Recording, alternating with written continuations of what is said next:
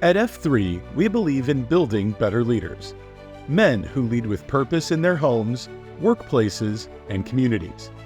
Our QSource is your guide to this journey. It's a practical tool that focuses on 4 key areas: leading yourself, leading others, building strong teams, and creating a lasting legacy.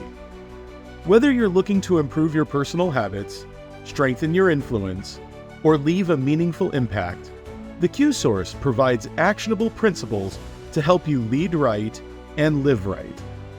Join us in transforming leadership one step at a time. The Sua Sponte Leader, QSource Chapter 4.1, read by Koala. A man who has been freed to lead. Make clear the mission. Sua Sponte is Latin for of his own accord. In the law, a judge acts sua sponte when he exercises his inherent authority to make a ruling without a petition from a lawyer to do so. He takes the initiative to act on his own accord. Sua Sponte is also the motto of the United States Army's 75th Ranger Regiment. It is a recognition that to become a ranger, a man must be a triple volunteer. First the Army, then Airborne School, and finally the Ranger Regiment. Rangers aren't drafted. They must make the choice for themselves 3 times. The Rangers are elite because every man there is taught to be a leader, and every leader is expected to take the initiative to do what is necessary to accomplish the unit's mission. In F3, a Sua Sponte leader is a man who has been freed to lead. He is a leader who exercises individual initiative, I2, by taking action in furtherance of his group's articulated purpose without specific instructions. He initiates movement toward advantage for his group in the absence of explicit authority, because he is that rare man who will lead with or without another leader to direct him. He is that somebody. F3 could not function without hymns willing to be that somebody. It is an organization that was created in order to invigorate male leadership in Charlotte, the community we happen to be members of when it started. We did it without any authority from any existing organization or any request from the governance of our community. We acted on our own accord, sua sponte. The movement we initiated was driven by our belief that dormant male leadership was a problem that could and must be solved in our community. For us, it was an iceberg. Ultimately, this movement has spread to other communities outside of Charlotte because the men who lived there also believed that they had the same problem and, more importantly, were willing to be that somebody too. We didn't realize it at the time we started F3 because we lacked a fully formed leadership philosophy, but we were establishing a model of sua sponte leadership. Our decision to initiate the movement wasn't founded upon a belief that we had the freedom to do so because no one could stop us, but rather upon an obligation to do so because no one would start us, that if we didn't start ourselves. Thus, it was an initiative born of duty, not of right. This sense of duty we felt to other men in our community, to something outside of ourselves, lies at the very heart of every sua sponte leader. The judge is motivated to rule without petition from his duty toward the ends of justice. A ranger is motivated to volunteer for a very dirty, difficult, and dangerous life from his duty to protect the communities that compromise his nation. Likewise, the hymn pursues his mission because he sees it as his duty to do so. If his effort succeeds, he passes the praise on to the men who helped him, his team members. If it is a failure, he shoulders the blame and gleans wisdom from the experience that he passes to younger leaders through positive habit transfer. This is how he leaves right. Within most organizations, the sua sponte leader is rare because I2 doesn't just happen. It must be actively fostered with deliberitude And that only occurs within a lizard organization, where virtuous leaders see it as their duty to leave right. And a lizard is rare. Most organizations are either bullfrogs or leeches. Within a bullfrog, I2 is discouraged rather than fostered because it is an organization that seeks existential continuity above all else. Focused on maintenance of the status quo that keeps it alive, it is hostile to any type of movement that it perceives as a threat. By withholding rewards for the taking of I2 and punishing any failure that might result, rather than learning from it, the governance of a bullfrog de-incentivizes I2 and shackles the Sua Sponte leader. A leech is a leaderless organization that only survives by feeding off of bullfrogs. It is a place where no good deed goes unpunished, and every man for himself is the unspoken but governing credo. Because there is no incentive to take any action other than hide for self-protection, the concept of I2 itself is nonsensical within a leech. Only in a lizard, an organization dedicated to the effective achievement of its mission, will I2 be considered a virtue, because a lizard is an organization of leaders rather than an organization with leaders. Its membership is comprised of hymns who consider it their duty to develop other men into Sua Sponte leaders. To do so, they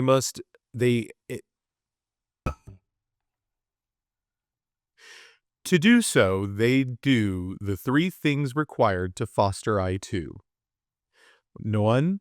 Make clear the mission. 2. Teach all they know. And 3. Incentivize I2 and manage failure. The first step, making clear the mission, the what and the why, is critical in the fostering of I2. To take action in furtherance of his group's mission without specific direction, a Sua Sponte leader must have a very clear understanding of the purpose of the group is seeking to realize.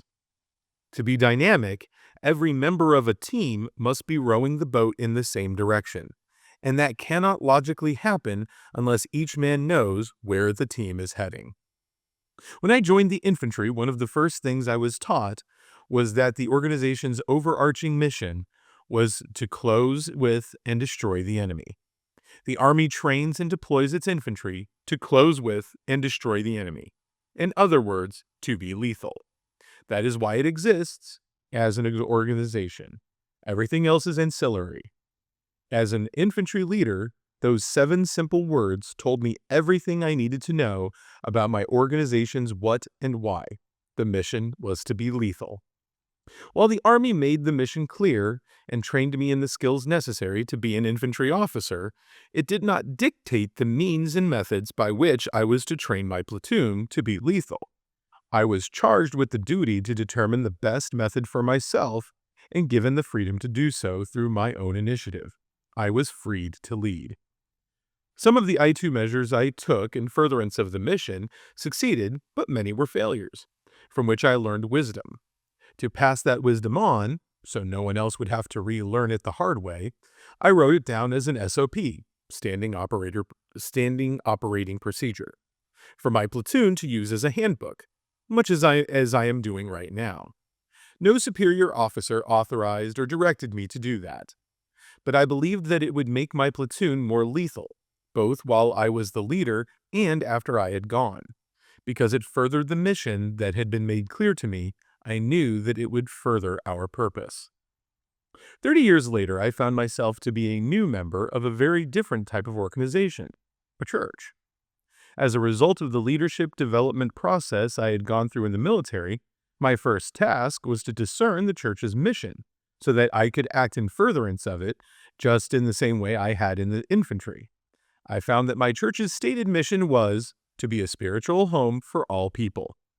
This was problematic for me in 3 ways. First, it was premised upon the verb to be rather than a verb to do. Unlike the infantry's mission, which specified 2 clear tasks, close with and destroy, the church's mission did not call for any specific action. It asks nothing of itself other than to exist. Second, in describing its purpose in terms of a status, to be, rather than an action, to do, the church self-identified as a community rather than an organization. Since a community requires nothing more of its membership than to obey its rules and mores, the church asked nothing of its members other than to participate in the church's existence. Finally, as a hymn hardwired to seek advantage for my group, the church's mission provided me no direction in which to move, because it did not tell me what the organization did and why it did it. There was no way for me to discern for myself how to do it. I could not seek advantage in furtherance of a mission that was not clear to me. Thus, the church asked nothing of its leaders. Ultimately, I left that church, not because I did not like the other members or its message, but because it asked nothing of itself, nothing of its members, and nothing of me other than to simply exist. It could not be a community because its members were not proximate, and was not an effective organization because it was not purposeful. It was either a bullfrog, which has no use for a leader, or a club, which has no place for a hymn. Without mission, there can be no movement. Teach all you know. Knowing what to do and why to do it through the clear expression of the group's mission is an essential component of I2. It is not enough to act in furtherance of the mission. The Sua Sponte leader must also have the know-how to do it. He needs to be taught what a leader is and does through an effective leadership development process that transfers and reinforces both the leadership skills and the leadership virtues. To ask a man to lead without providing an LDP is what F3 calls bricks without straw. Leadership is a skill that must be deliberately taught through schooling, apprenticeship, opportunity, and failure. The virtuous leader, having himself learned to be what a leader is and do what a leader does, knows there must be an LDP for his community to be healthy, his organizations to be effective, and his teams to be dynamic. If no LDP exists in his group, he takes the I2 to create one so that he can pass on what he has learned by teaching everything he knows through the 4 phases necessary to development of virtuous leaders. Schooling is the didactic instruction that a potential leader receives on both the timeless fundamentals of leadership and the specific leadership philosophy of his group. Apprenticeship is where a new leader begins to develop the skills he learned from schooling under the watchful eye of a more experienced leader through the conduct of positive habit transfer. Opportunity is the chance for the growing leader to practice what he has learned through schooling and apprenticeship under conditions where he is directly responsible for the outcome. Opportunity allows the leader's skill to become kinetic and have actual impact on his group. Failure is where a leader becomes fully developed, because it is from failure that he will learn the most. Success teaches far less, because it does not isolate what works from what doesn't the way failure does. Within a lizard, all 4 phases of the LDP are constantly repeated and reinforced in order to foster I2 whenever and wherever possible. Based on his particular D2X, the hymn performs the role within his group's LDP where he will have the most impact. Regardless of whether it is coaching, spreadsheeting, or fundraising, to give 3 examples, the hymn shares his knowledge by teaching younger leaders everything he knows. Incentivize I2 and manage the inevitable failures. Knowing what to do through mission clarity and how to do it through the LDP gives the virtuous leader 2 of the 3 components of what he needs to foster I2. The last piece of the puzzle is incentive, the method by which desired behavior is induced within a group. Incentive comes in 2 forms, carrots and sticks. The former, rewarding virtuous behavior, and the latter, punishing its absence. To incentivize I2 within the group, its leaders must reward it with carrots every time a member exhibits it, even if, especially if, it results in failure. Most groups get this completely backwards by rewarding success regardless of how it occurs and punishing I2 whenever it fails. Picture a high school basketball coach who has taught his point guard to call a particular play under a particular circumstance. In the waning moments of a game, with his team down by a single point and no timeouts, the guard takes the I2 to call the right play and runs it properly, resulting in an open layup that he misses. If the coach is a virtuous leader, he praises the guard for his I2 and manages the failure of losing by scheduling more layup practice for the entire team at the next practice. The result will be a point guard who will take the I2 the next time because the carrots of the coach's praise incentivize him to do so. With that, and the extra layup practice, the team will be more dynamic. If the coach is not a virtuous leader, he throws his hands up in frustration when the layup bangs off the rim and yells at his guard, "How many times have I told you men to practice your layups?" At practice the next week, the point guard does extra wind sprints for missing the shot. With no carrots for the I2 and sharp sticks for missing the layup, the point guard will not put himself in position to fail the next time through I2. He will be passive, and the team will be less dynamic. Now consider a different scenario. Despite knowing the mission, to call a particular play, and being taught how to do it by the coach, the point guard doesn't call anything, dribbles himself into the corner, and heaves up a prayer with 1 second left on the clock. Somehow, the shot falls through the net, and the team wins. If the coach is a virtuous leader, he may enjoy the victory, who wouldn't, but he disregards the success as a bit of luck that is unlikely to be repeated and impossible to scale. He spends more time in practice with his point guard reinforcing the mission, to call the right play, and teaching him to make sure he knows how and when to call it. He does not reward the made shot with carrots, because that would provide the wrong incentive and the team would become less dynamic. Although it is painful, the coach would prefer the player to call the right play and miss the shot than call the wrong one and get lucky. He is focused on the long-term goal of developing his point guard into a Sua Sponte leader, rather than the short-term happiness that winning brings. If the coach is not a virtuous leader, he screams "No!" as the ball leaves the guard's hands and arches through the air, right up to the moment that it splashes through the net, and then he yells "Yes!" Caught up in the happiness of a winning, the coach misinterprets the win as a success, rather than seeing the guard's actions as the failure of his coaching that it actually is. In this way, he will inadvertently incentivize the wrong behavior of heaving up a prayer instead of calling the right play. The result will be more prayers, less wins, and a team that is less dynamic. The lesson. To foster I2, the virtuous leader must reward it with carrots every time he sees it, and manage the failures that will often result as the emerging leader accelerates his skill. He must also resist the temptation to reverse incentivize unwanted behavior by rewarding success that only results by accident. To prioritize I2 over outcome in this way requires a degree of self-discipline that can only be summoned by a virtuous leader who himself is accelerating through his DRP and focusing upon joy rather than happiness. A man overcome by his jester, or in the midst of relationship malpractice with his wife, for example, will lack the required stability of character to maintain that kind of discipline. His lack of self-control makes him like a city without walls.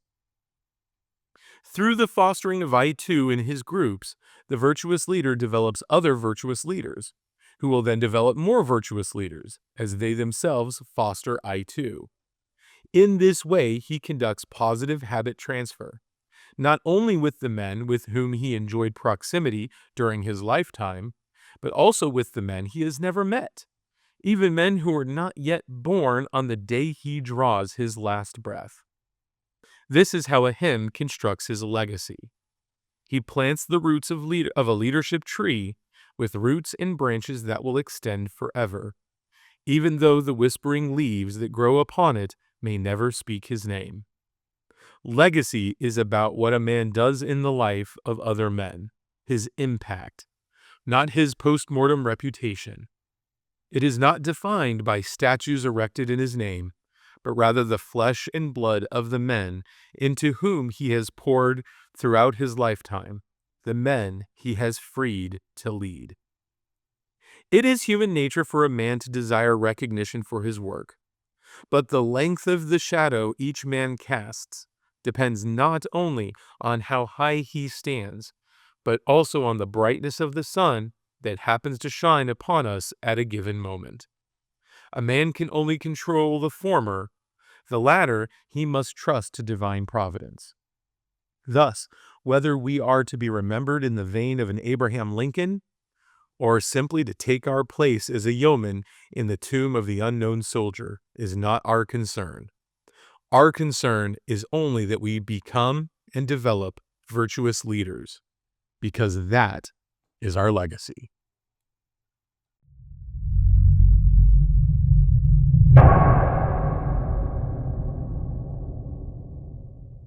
One, two, three. Lead!